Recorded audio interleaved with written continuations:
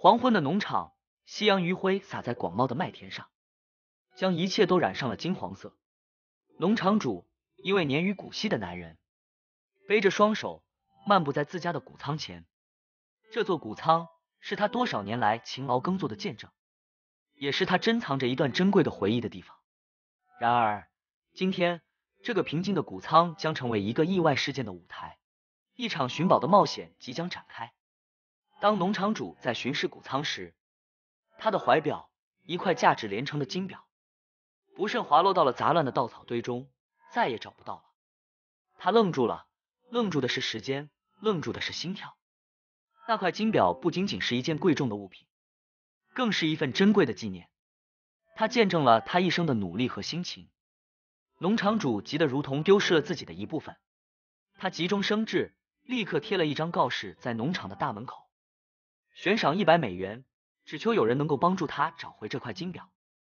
这$100的奖励足以引来无数人的热情，因为在这个时代，$100已经足够养家糊口，甚至改善生活了。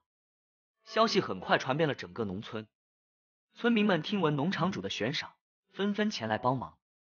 他们来自各个年龄层，有青年壮汉，也有老者稚童，都希望能够凭借自己的运气和智慧找到金表，换取那$100的奖赏。人们被奖金的诱惑所吸引，他们进入谷仓，开始仔细的搜索。然而，他们很快就意识到了问题的复杂性。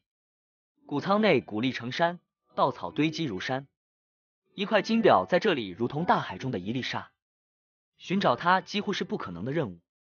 人们开始感到困惑，有的抱怨金表太小，有的抱怨谷仓太大，稻草太多，有的干脆选择放弃，认为$100不值得如此辛苦。然而，在这些疲惫和沮丧的人群中，有一个特别的存在，一个穿着破衣服的小孩。他看到了其他人的挫败，但他却决心不放弃。这个小孩是家中的顶梁柱，他知道如果找不到金表，家人今天将再次饿肚子。小孩将目光投向了稻草堆中，开始仔细的搜索。他并没有被$100的奖励所吸引，他更关心的是能否找到金表，解决家庭的温饱问题。他心怀一份坚韧和责任，为了家人，他不怕艰难。整天的时间逐渐过去，太阳已经开始西下，天色渐暗，人们渐渐失去了耐心，纷纷放弃，返回自己的家中。只剩下这位小孩还在不懈地搜索着，不为其他人的放弃所动摇。